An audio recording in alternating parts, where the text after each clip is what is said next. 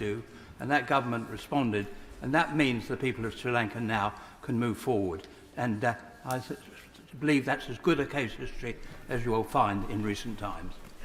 Well, but my noble friend's absolutely right that Sri Lanka is a country that is in debt distress. It has been working through a programme with the IMF. We do wish the new government in Sri Lanka well as they go through this and try and make sure they can build a brighter future for that country.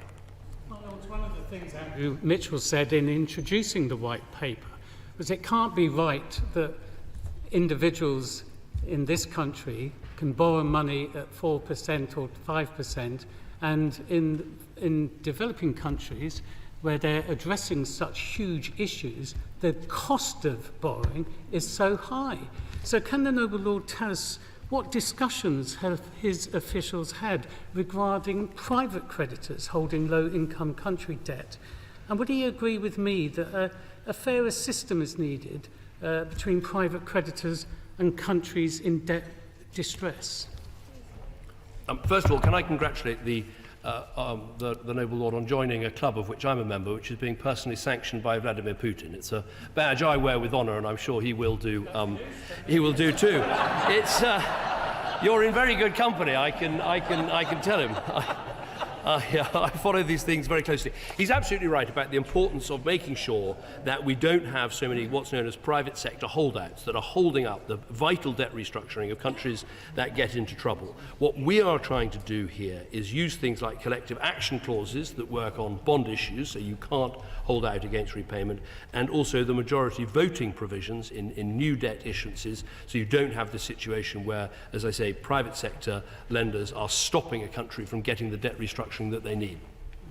I agree with the Foreign Secretary that increasing the capacity of government treasuries and their finance ministries to collect their own revenues, as well as trade facilitation, so that the trade ministries have greater capacity to trade out of poverty. I declare an interest. I co-chair the all-party group on trade out of poverty.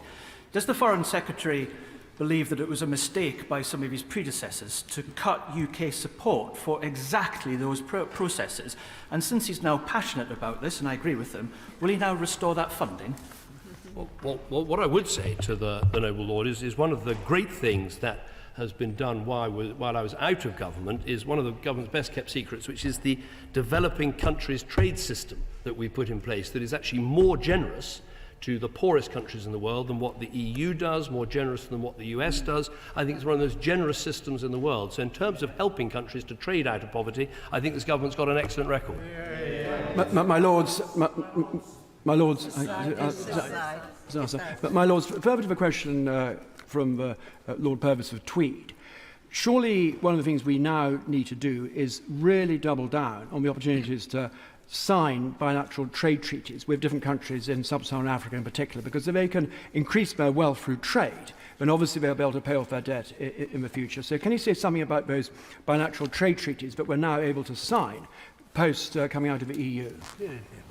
I think the Noble Lord asked an important point, Noble friend asked an important point, which is how we prioritise the trade deals we're trying to do. I think for the poorest countries, the DCTS, the Developing Country Trade System, is there. I think the priorities we've got in terms of trade deals, in terms of India and the Gulf Cooperation Council, which are very complex trade deals where a lot of work has to be done, so we're putting our priority there. So I think that is the right way round. Second question, Baroness Bennett of Manor Castle. My Lords, I beg leave to ask the question standing under my name on the order paper. My Lords, the best way to address the humanitarian situation is by ending the fighting as soon as possible. That is why I've repeatedly said an immediate pause in fighting is necessary. UK aid is saving children's lives. We're doing everything we can to get more aid into Gaza. We've trebled our aid commitment to the occupied Palestinian territories. This includes targeted support for children through our 5.75 million contribution to UNICEF, and children are also benefiting from life-saving food, shelter and health support that we're providing through partnerships with other UN agencies, through NGOs and the Red Crescent societies. I thank the Noble Lord, but surely a pause in fighting is not enough. We need a permanent ceasefire now. But very specifically, I'm sure the Noble Lord is aware of the awful fate of 6-year-old Hind Rajab, calling for help in the midst of the bodies of her dead relatives, who appears to have died with 2 Red Crescent would-be rescuers. Has the government or will the government demand answers from the Israeli government about what happened to Hind and her family and the rescuers? And is the government challenging the Israeli government about the risks to hundreds of thousands of children in Rafah now in the path of the Israeli offensive? Surely it's time to stop all arms shipments to Israel, as an Dutch court has demanded that that state do, and implement targeted sanctions against members of the Israeli leadership, particularly those calling for new settlements in Gaza and on the West Bank. The noble lady asked a number of questions there. First of all, the case she raises is completely tragic, and what is happening in Gaza is tragic. We want to see an end to this suffering, an end to this killing.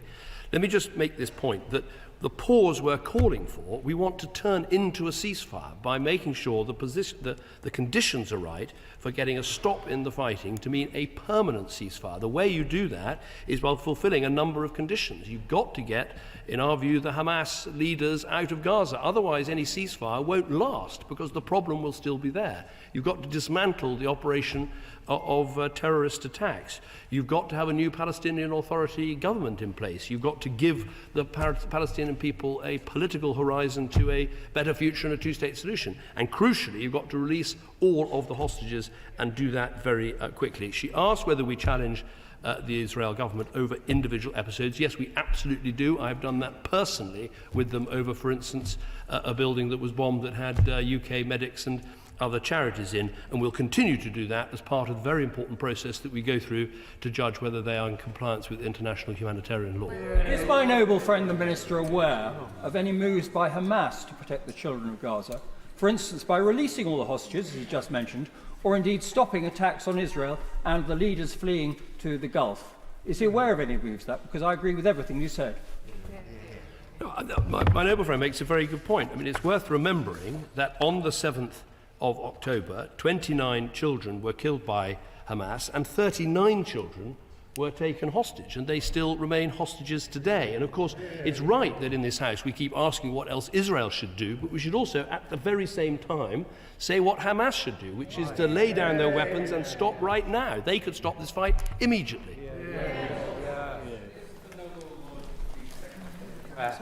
That the IDF have suggested that they are in no rush to enter into Rafah and that they will delay possibly until after Ramadan, and that meanwhile the negotiations in Cairo can continue, and that gives a chance for Hamas to release the hostages and for the conflict to stop. Well, that is absolutely right. I believe those discussions are underway, and it's a great pity that they didn't reach that conclusion the last time they were underway. And as I said, that is the best outcome we could seek, which is an immediate stop in the fighting. Let's hope that the stop is for as long as possible. I think that Israel was content to offer a month or 6 weeks in terms of a pause. Then we need the momentum to turn that pause into a permanent ceasefire without a return to the fighting. That should be our goal. But crucially, the pause is necessary to get the aid in and to get the hostages out. To UNICEF. UNICEF have said today that 600,000 children are displaced within Rafah. For the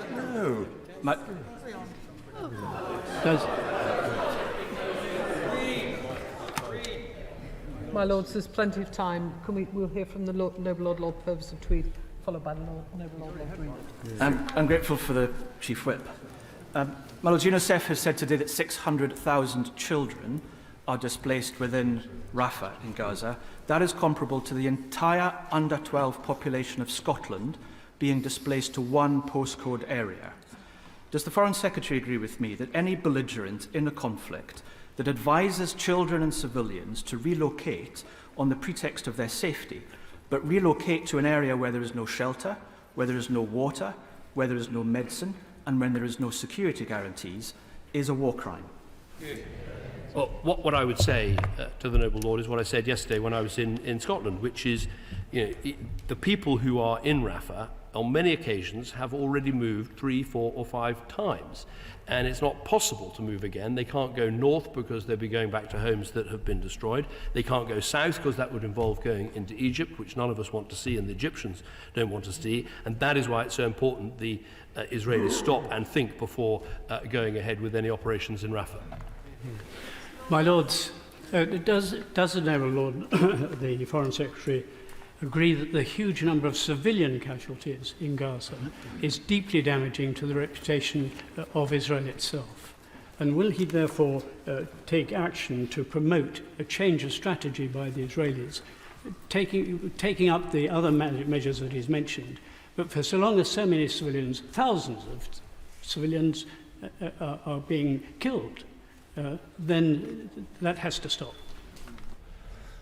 Our view right from the start is that while Israel has a right to defend itself, and the attacks on October the 7th were an appalling attack on Israel, and it's worth remembering it was the biggest pogrom since the Holocaust in terms of the loss of life of Jewish people. We shouldn't forget that. While that is a tragedy they had every right to respond to and to try and prevent happening again, they must obey international humanitarian law. And let's be clear, that involves not only what the IDF do in terms of the way they prosecute their actions in terms of this war, but it also means, as they are the occupying power in Gaza, that they have to make sure that humanitarian aid, that food and water and shelter are available to people in Gaza, because if they don't do that, that would be a breach of international humanitarian law as well. My Lords, the Foreign Secretary is right. The priority has to be securing an immediate, I'd say an extended pause in fighting to ensure we can get aid in, the remaining hostages out, and create room for a long-term sustainable ceasefire followed by an even longer-term resolution. But there are currently almost 1.5 million displaced Palestinians in Rafah, and it's the main route for humanitarian aid. Any further Israeli offensive in Rafah will be catastrophic. Now, my Lords, the situation is getting more urgent by the hour. I know he's been working to establish a contact group of regional and international leaders who would influence both sides. Is he able to offer any progress on that group or their ability currently to try and influence events?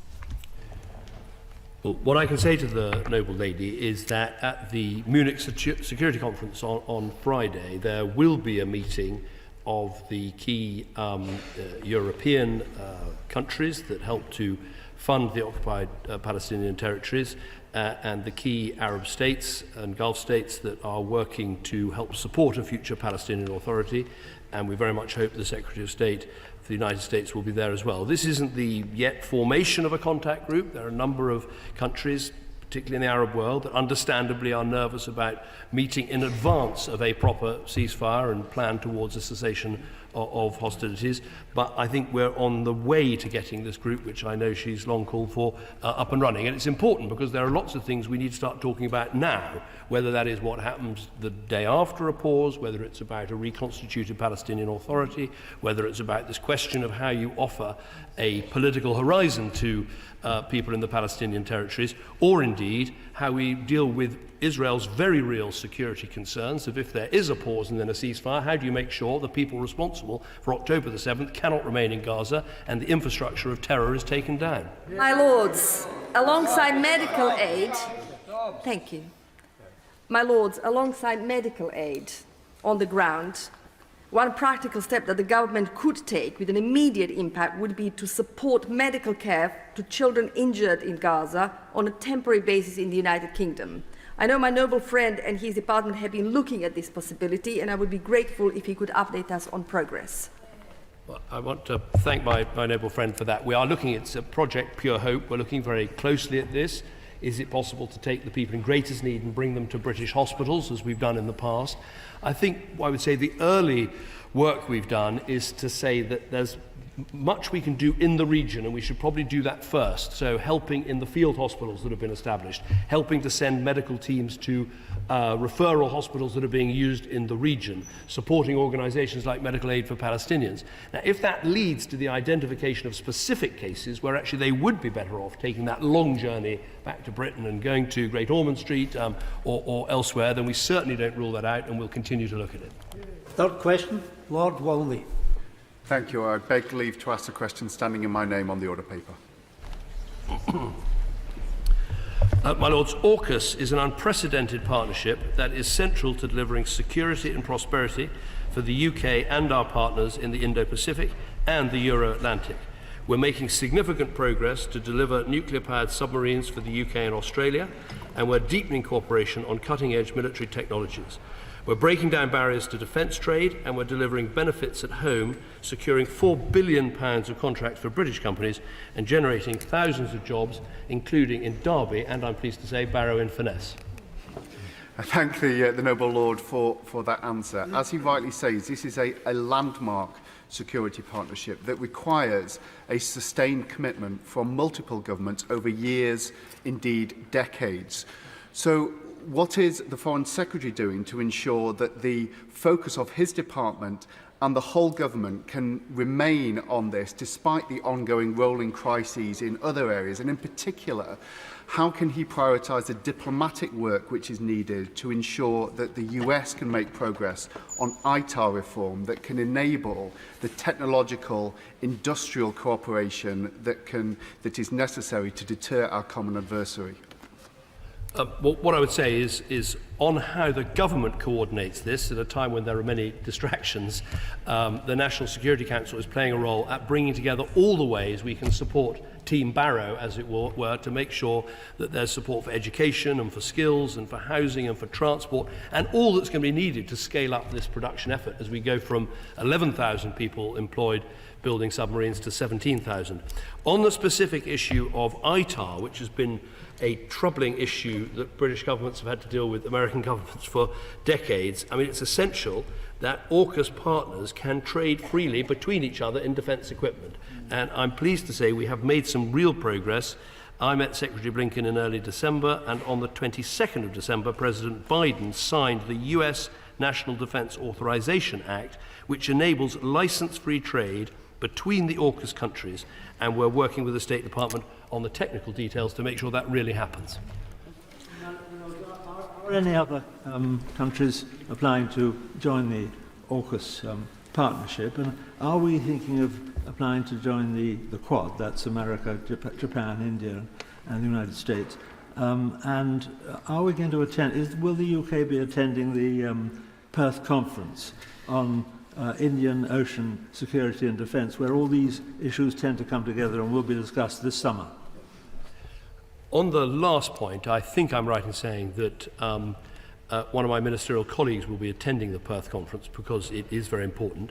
As my noble friend will know, AUKUS has two pillars. There's the pillar one, which is about the nuclear-powered submarines, which that is Britain, Australia and America, and I don't think there'll be additional partners in that. But there is pillar two, which is looking at advanced military technology for the future. And there we are open to ideas of other countries, possibly Canada, people have mentioned, or Japan, who might want to join into Pillar 2 because that is going to be about defence equipment for the future. The point he makes about the Quad is very important. We would say this is complementary to that activity. My Lords, when AUKUS was first announced, the suggestion, at least from the MOD, seemed to be that somehow the United Kingdom had just slipped into an agreement with Australia over the nuclear submarines. But clearly, as the Secretary of State has pointed out, there is also the wider aspect of AUKUS. But does His Majesty's government have a strategic approach to this? Are we simply waiting to see whether other countries, such as Canada, wish to join? Or are we actually planning what we want to do? Because similarly, we have a trilateral agreement with Japan and Italy over fighter jets. Are we just being ad hoc, or is there a real strategy here for our security? I would say to the noble lady, this is a deeply strategic approach. I mean, first of all, it fits into a tilt to the Indo-Pacific, where you can see we've signed the Hiroshima Accords with Japan. We have a new status at ASEAN. We have very strong partnerships with India. And, of course, now we've got AUKUS, which is a defence stature that puts us in with Australia and America in a very strategic way. In terms of the partners, as I said, for Pillar 2, I think, yes, of course, we would welcome others to come, but in each occasion we'll have to ask what will they bring, and is it the right thing, and is it the right country, and is it the right fit? But the strategic move of AUKUS, I think, is incredibly powerful. My Lords, it's another member of the club of those on Mr. Putin's blacklist. While welcoming the AUKUS agreement, would the Minister accept that the handling with the French was pretty catastrophic, and that France is a major Indo-Pacific power, and that now, when perhaps those bruises have healed somewhat, there is time to work with the French as well in the Indo-Pacific area, where they have a great deal to contribute.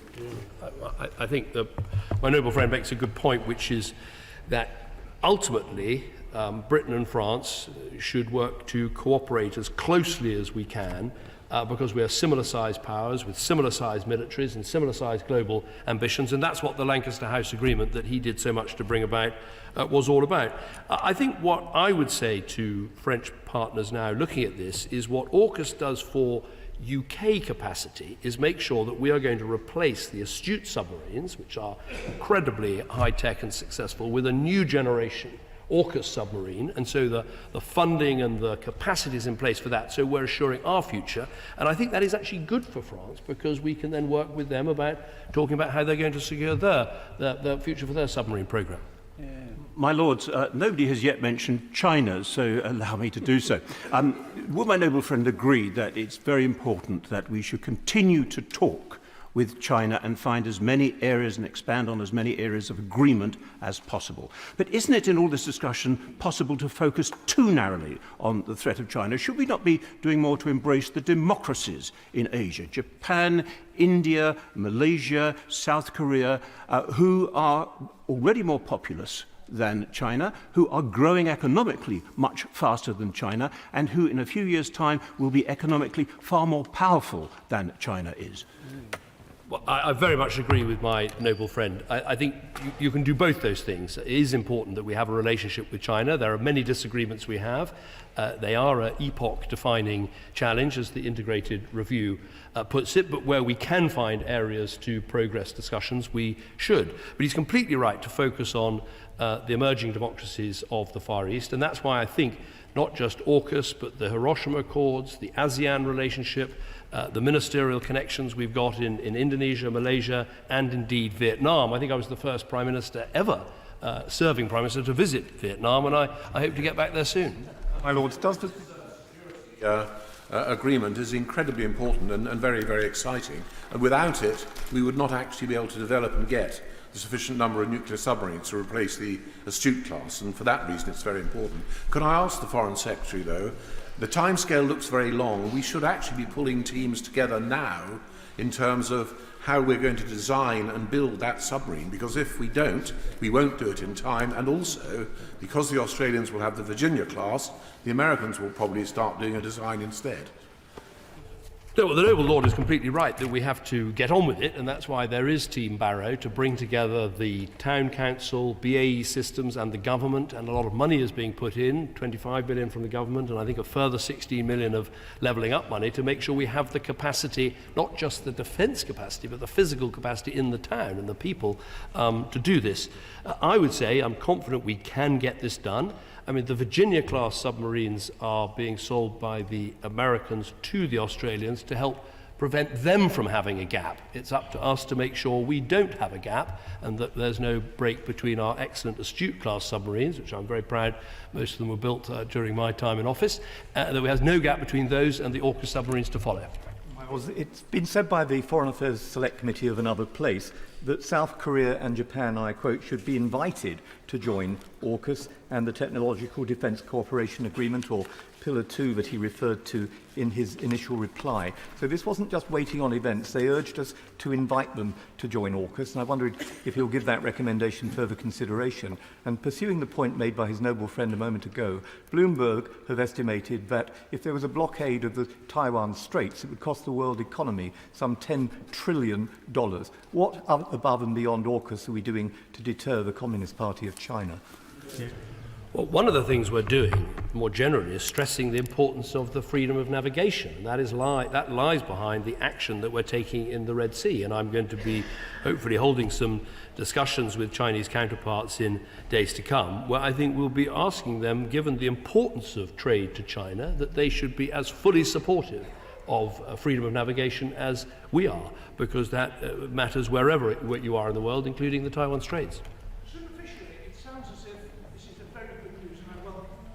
But were there no voices at the National Security Council that spoke to caution at all in respect of risk and affordability. In terms of affordability, I think that Team Barrow sounds quite expensive. Is this again going to be at the expense of the conventional programme of UK defence? And in terms of risk, is there not risk that there could be leakage of our own very small supply of very highly qualified people whose career paths they would rather follow in Fremantle than Barrow?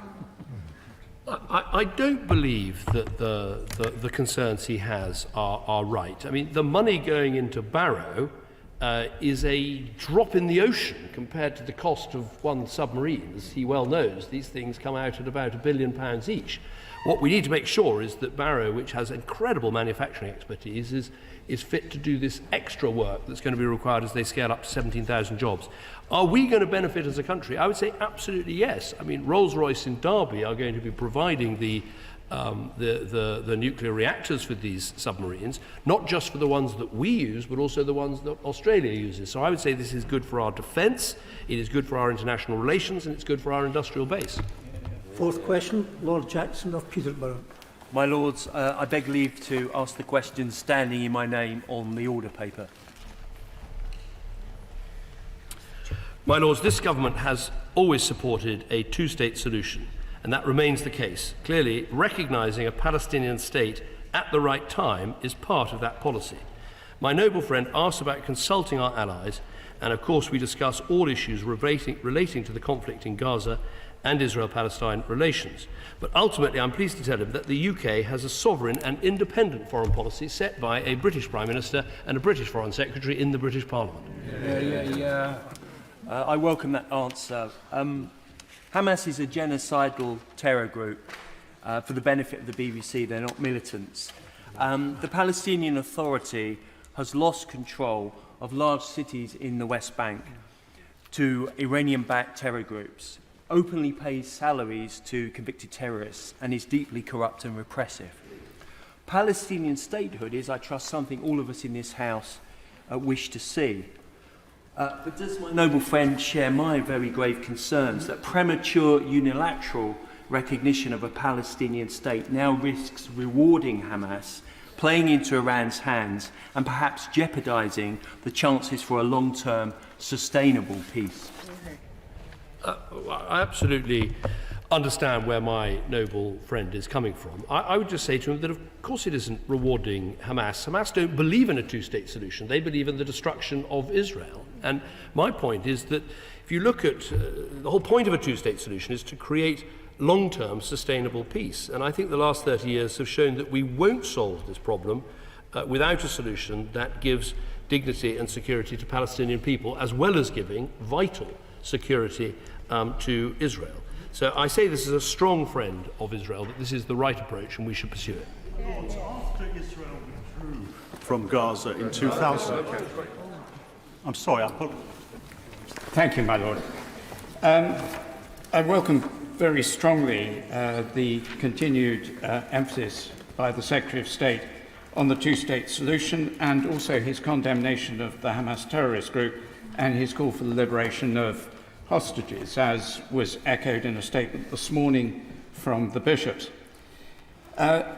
But it's not only in Gaza that we're seeing tragedy, we're seeing it also in the West Bank, where it is almost forgotten that very large numbers of Palestinians have been killed by people who live in illegal settlements. One of the countries most affected by that is the Hashemite Kingdom of Jordan. And my question is, what support is His Majesty's government giving to the Hashemite Kingdom of Jordan, given its vulnerability and its significant responsibility as guardian of the holy places, which, if they come under significant pressure, would widen the conflict appallingly and dramatically?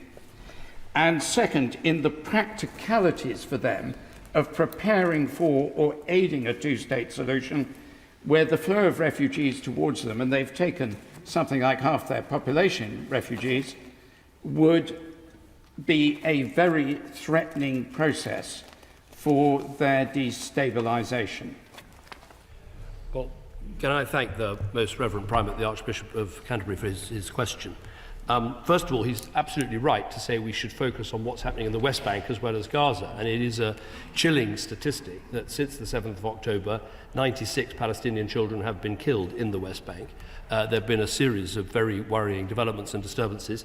And that's why the government is focused on this. And actually only yesterday, we for the first time announced some sanctions against violent settlers who were carrying out criminal acts in the West Bank. He rightly asked about what we're doing to help Jordan. I mean, first of all, in terms of Jordan's incredible work they do in looking after refugees, we have given a huge amount of aid and assistance to help them with the job that they have done. But I think the crucial thing, as he says, is to help work with the Jordanians, as we are, towards the two-state solution in which they can play a very big part. And a crucial thing that needs to be sorted out is how you move from the current Palestinian Authority that we have, that has a number of issues and difficulties, to a new technocratic government that would work across the Palestinian territories. And I think the Jordanians can play a big role in helping to bring that about. 200 land, my lords, 200 land-based conflicts in the world, 500,000 dead in Syria, the world's biggest humanitarian catastrophe in Yemen, millions slaughtered in Africa. Yet the only conflict people in the UK seem to want to protest about is Israel defending itself against the racist, genocidal Islamists of Hamas. What does the Foreign Secretary think explains this irrational obsession with the world's only Jewish state? Well, I think the Noble Lord makes a very important point, which is if you look across the world and you ask yourself the question, where's the biggest refugee crisis? It's not in Israel or in the Palestinian territories. It is either in Sudan, where about 9 million people have moved into Egypt, or you could argue that is in Myanmar, where Bangladeshis are looking after millions of Rohingyas in very difficult conditions. So I think it is important we try and keep a focus on what is happening around the world and looking at the numbers. But that said, I think the reason people are focused on Gaza right now is because of the level of death and destruction, and people want to bring that to an end, as do I, which is why we've made this proposal for the immediate pause, moving to the ceasefire, with the 5 conditions we need to put in place to help to bring that about and work towards a political solution. My Lords, after Israel withdrew from Gaza in 2005, Hamas was elected to power, and having been elected to power, it proceeded to terrorise and then murder its political opponents. Hamas remains very popular in Gaza, and it remains very popular in the West Bank. So my question to the Foreign Secretary is, how can we prevent an independent Palestinian state from being governed by Hamas, maintaining its policy of seeking to attack Israel and to murder, rape and abduct as many Israeli citizens as possible? The Noble Lord asked an extremely good question. I think the point I would make is we've got to try and help separate the Palestinian people from Hamas. And one of the best ways of doing that, apart from making sure that, as I've said, our conditions should include the Hamas leadership leaving Gaza, the dismantling of the terrorist infrastructure, the other way of doing that is to offer Palestinian people, not Hamas, because they're not interested in a two-state solution, but offering the Palestinian people a route to better governance with a reformed Palestinian Authority and the long-term horizon of a two-state solution to give them the dignity and security that they crave and that would help to bring about peace in the region. My Lord. When the made the original statement, he was very clear that we need to show irreversible progress towards a two-state solution, something that we, both sides of this House, have talked about for a long time. Now, my right honourable friend David Lammy welcomed the Noble Lord's comments, arguing that recognition should not wait for the final status agreement, but should be part of efforts to achieve one. Now, the Noble Lord, I asked the Noble Lord, Lord Ahmed, the day after his comments, what were we doing to translate your desire into discussions with our allies, particularly at the United Nations, and how do we give that hope a sense of reality?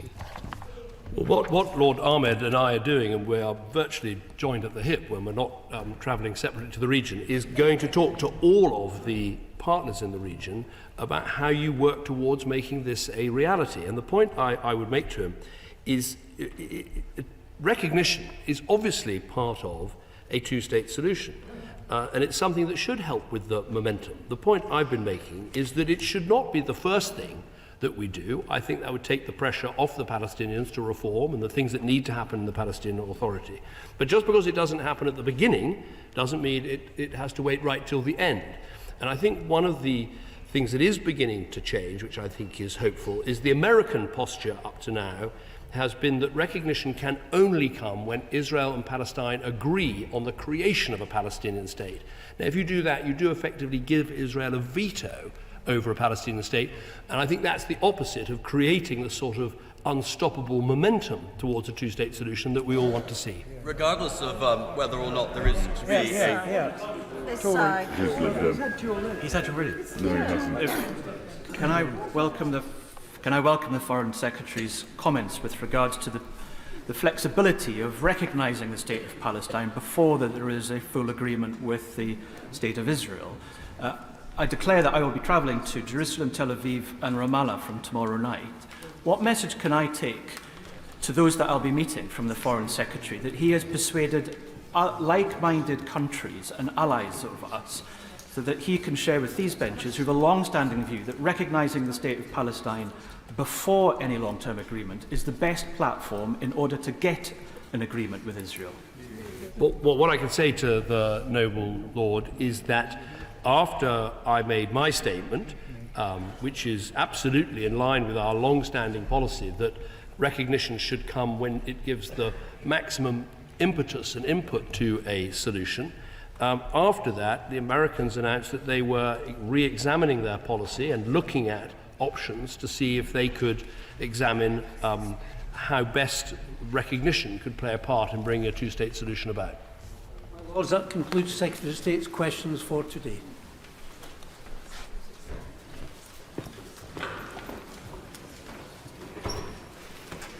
Business of the House, the Lord Privy Seal. My Lords, I beg to move the motion standing in my name on the order paper.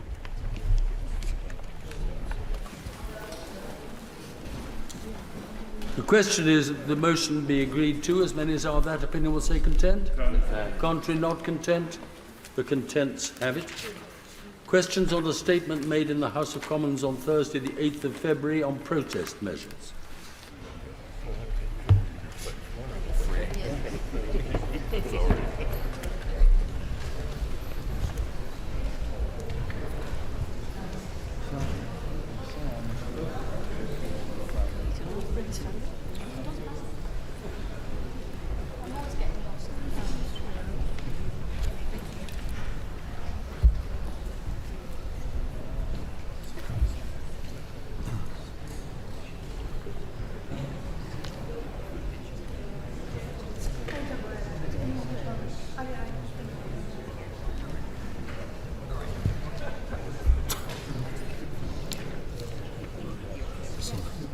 Anyway, there we go. My Lords, can I thank the noble Lord for this repeat of the government's statement on protest measures from last week.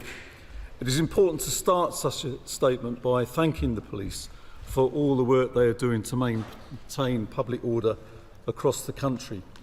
We know that many officers are having to give up rest days to police protests, and these demands are growing. So can the Minister start by outlining how resources are being allocated to support this demand and what its impact has been on neighbourhood policing? My Lords, protest is a fundamental freedom in a democracy, and that right must be protected. If that freedom is abused and used to intimidate, harass or harm others, then safeguards are clearly needed. This is yet another suite of measures to tackle issues arising at protests. Can the Minister confirm that all of these additional measures have been requested by the police across the UK as well as in London, and that the new measures will be included within the Criminal Justice Bill to allow proper scrutiny of the accompanying guidelines?